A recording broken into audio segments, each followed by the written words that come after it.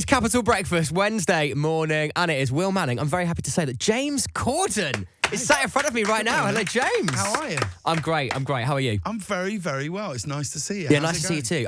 Here to talk all about your new TV series, Mammals, which is out. It's available to watch now on Amazon Prime. We're going to talk all about it. I love the show, by the way. Thanks, man. Literally binge-watched it. We can't have you here and not talk about the mammoth news that you dropped on us a couple of months ago about you leaving the Late Late Show. Yeah. Here's what I thought. Did you say that and go, what have I done? Or are you at peace with that now? Did any part of you want to retract that? No. Okay. It felt like... No, because it wasn't something that I said lightly. Yeah. I'd probably been thinking about it for... I've been thinking about it for like 12 months, really. Right. And we've been... And I just... And my wife and I have been talking about it. And it just... I just think there's something to be said for knowing when it's time to leave. Yeah. I think there's something to be said for looking around and thinking, well, what more can we actually do here? Yeah. And if we go now, it's been just maybe the greatest adventure I'll ever have in my life.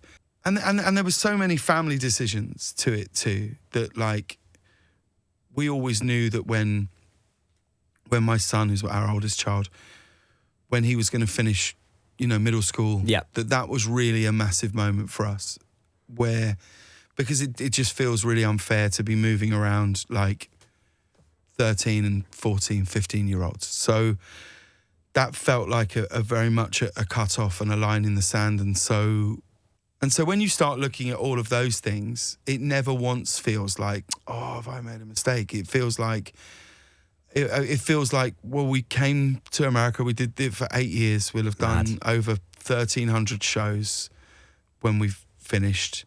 It has been the single greatest adventure, but I always knew it was never going to be a final destination. Yeah. And shooting things like Mammals, filming that 2 years ago, really made me feel like, oh, maybe there's some other work that I'd be able to do. There's some other things that I'd like to write. There's some other things that I'd like to say. You've got to make space for other stuff to come in. Yeah. Yeah. What an amazing 8 years. Congratulations on that. Thanks, man. Like, listening to that, it's like, yeah. Congrats on knowing, like, I'm done. We're done here. We leave on a high. I'm yet to have that high. See how many more years it's got. I'm also intrigued, because you do both sides of things. Like, you do my job. You also do the job you're doing now as an actor. Yeah. Do you know how to do like a great interview? Because you feel the pressure of both sides, right? Because you know what it's like to have a bad guest. So do you feel the pressure to be like the best guest ever when you're being interviewed like you are now? I don't know. Do you ever think about that? I don't know, because I think what we're doing now, I actually think that sort of what I do, the show I do in America, I know that they are like what we'd call, chat shows, talk shows. But actually the segments are so small. They're so short. And there's 200 people in an audience watching, and 7 cameras. And, you're constantly feel like you're saying, stick around, we'll be right back. Yeah. Because we have like 6 ad breaks through the hour. So do we. So it feels like, I think actually, if I think about interviewing, the only time I feel like I really do what I would consider to be an actual interview where it feels somewhat organic is probably when we do those like carpool karaoke segments, because they are stripped down and there's no one else around and the cameras are fixed, and you start to sort of forget that you're actually doing an interview at all, really. But no, I always feel pressure, but to when you go on anything.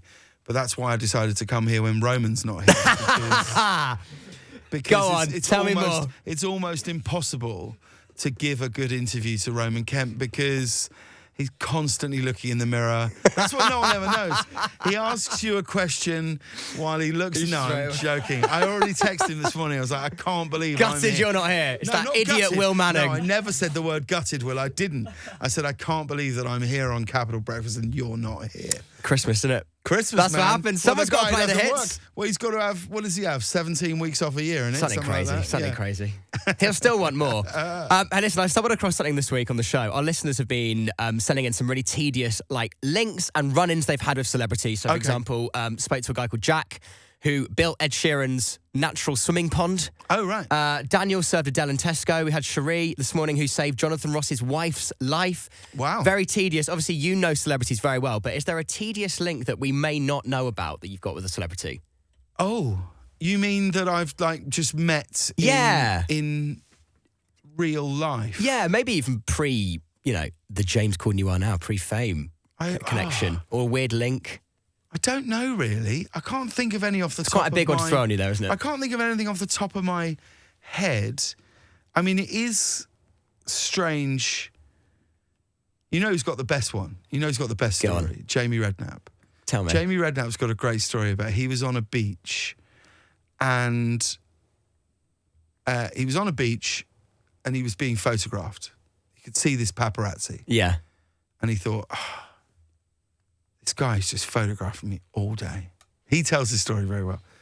He goes, this guy's just photographing me all day. He goes, I've had enough of this. I'm going to go and talk to him. This is too much.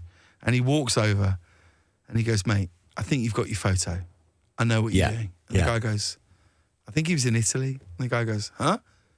And he goes, don't play dumb with me. I know you've been funny. He goes, no. DiCaprio.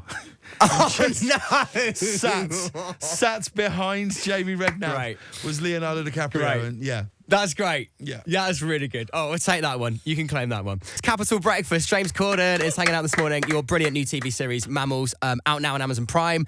So we want to test your knowledge on mammals. Very creative. Are you ready for it? Yes. Can you identify what the mammals are based on the noises they make? You and me, baby, ain't nothing but mammals, so let's... So I was today years old and I realised you said mammals in that song.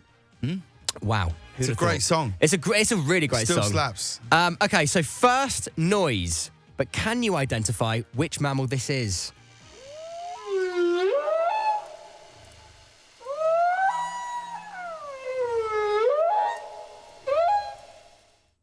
Is it a whale? It is a whale, Oh, James. come on. Congratulations. Good start. Second mammal, do we know what it is?